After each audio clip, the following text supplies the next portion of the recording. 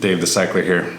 It is 6:15 a.m. this morning. It's 2 hours after the time that I actually rolled out for day one of my 2-day ride from Taichung to KAOHSIUNG. Hey, good morning everyone. It's 4 a.m. I'm out of Taichung, all packed up. Got my peanut butter sandwiches that my daughter made for me in the jersey pockets. Nice and cool right now. And starting this multi-day ride.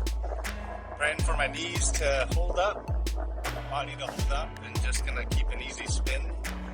Got a nice early start. Hopefully I'll have a nice tailwind. And hopefully I'll be in Kaohsiung by sometime this afternoon. Hopefully before 2 p.m. Alright, more updates to come. The early bird gets the worm. In my case, I guess, for cyclists, it's the early bird gets a couple advantages. The first advantage, there's little to no heat. It's the coolest or coldest part of the day, which is good to stay cool. The second is that it is also associated with being the least windiest part of the day. And then the third benefit that I normally associate with a really early rollout is that there's generally less traffic on the roads. And so you can see from this footage here that there's hardly any cars out on the road. So early rollouts are good, they're exciting. I would say the only downside of an early rollout is all of the anticipation the night before, knowing that you're gonna be on a slightly different schedule, unless you're somebody famous that trains really hard and you wake up at 3 a.m. every morning because you're just, you know, yoked and ripped and swole. That's probably not gonna be the case.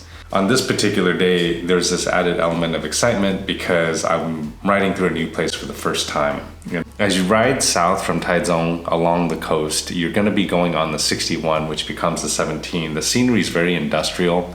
The eastern coast is definitely more famous and much more scenic, and also more challenging. The scenery does change, so as you move away from the city area, it starts to turn into farmland. And there were sections of this ride that just smelled downright ripe. Not to mention the fact that I was too focused on staying on the 61, and so I actually get lost quite a few times, as you'll see here. The expressways that have been built up on the 61 actually cross bodies of water along the coast. Bicycles and even motorcycles are not allowed on these stretches of road, and so I had to take quite a few detours. One of which included going down a small village farming road that was obstructed by a pack of dogs that looked quite menacing, so I had to turn around and I got lost quite a few times. Further south from Taichung, one of the first major cities you'll hit is D.A.V.E. D.A.V.E. is, I think, one of the top 5 largest cities in Taiwan, and at that point at the D.A.V.E. kind of location on the island, I was already along the coast. Route 17 is actually the key route that you want to take.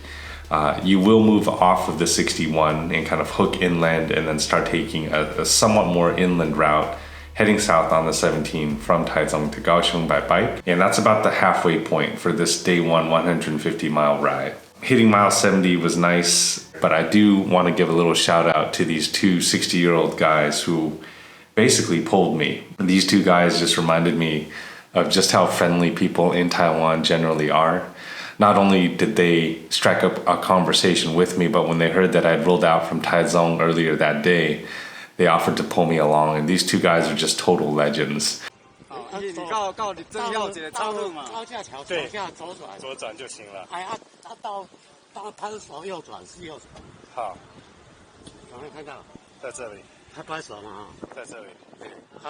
他手你就右转，这个是国港是吗？哎，过港了，一直下去，过港一直下去，到那个15了，到15，好，15你就右转啊，对，看到高架桥左转，对，好，好，谢谢了，不客气，好，谢谢慢骑，好，谢谢，谢谢，拜。Man, those two legends, man, 60 years old, and they pegged me at 30, which was also a nice compliment. Man, they must have just shaved off like I don't know how many kilometers for me. That's good stuff. All right, here we go. I hope that when I'm 60, that I'm still riding hard like these guys and just being out there and racking up miles. And thank you to those guys who, I don't know your names, but If you somehow watch this and you are from the KAOHSIUNG Township, thank you for pulling that one guy along that one day in 2019. South of KAOHSIUNG, there is a big stretch of open territory across Tainan. There are sections where you're just exposed.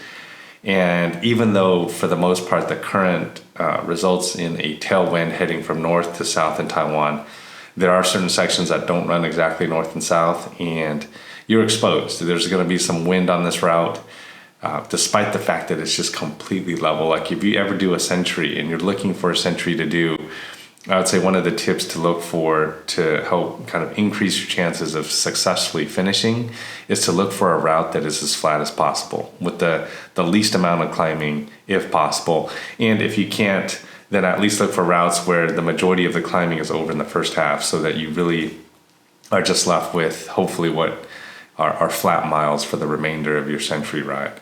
The biggest mistake that I made on this trip was around mile 80 or 90. I was in Tainan and about to reach KAOHSIUNG, and that's pretty cool because after miles of being out in open space, it's kind of a boost to see some buildings and the city skyline.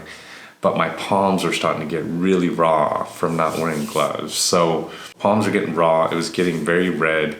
And so fortunately, through the edge of Tainan to KAOHSIUNG, I passed by a bike shop that had gloves, and man, was I happy to hop in there and find a good pair of gloves to wear to finish for the rest of day one. Definitely bring gloves on longer rides. That is something you don't want to overlook. From a few weeks back in terms of what I packed and how I packed, but the TAICHUNG backloader 10-liter bike pack, seat post mounted pack, worked out really well.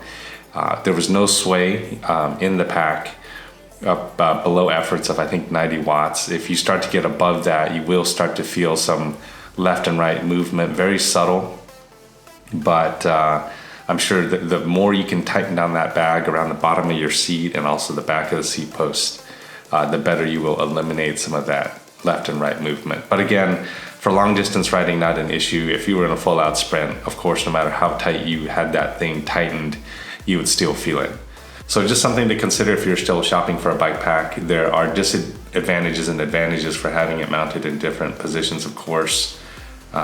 The seat post I like because it's out of the way. It doesn't obstruct or get in the way of the frame or anything on the handlebars. So for this 2-day multi-day ride, the 10-liter TAICHUNG backloader is more than sufficient, and it's a bag that is very high quality that I'm more than happy to use in future trips.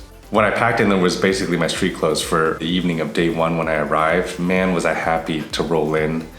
I didn't have any ice, and I probably should have gone out and found some ice, but what I mainly did for my knees was just to soak them in the tub in really hot water to loosen them up.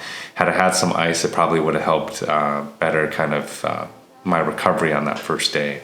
So all in all, a very big success. This was definitely a milestone for me, 150 miles in one day. I rolled out at 4:30 a.m. I had rolled into KAOHSIUNG and checked into my hotel by 3 or 4, and I was just happy to be back on my feet, walking around looking for food. So got to catch some sights, here a couple shots of KAOHSIUNG.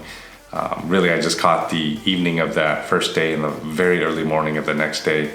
So stay tuned for my post next week as we roll into Kunting, rolling out from KAOHSIUNG to Kunting, a metric century, and we'll cap it off with some awesome sights and experiences in Kunting.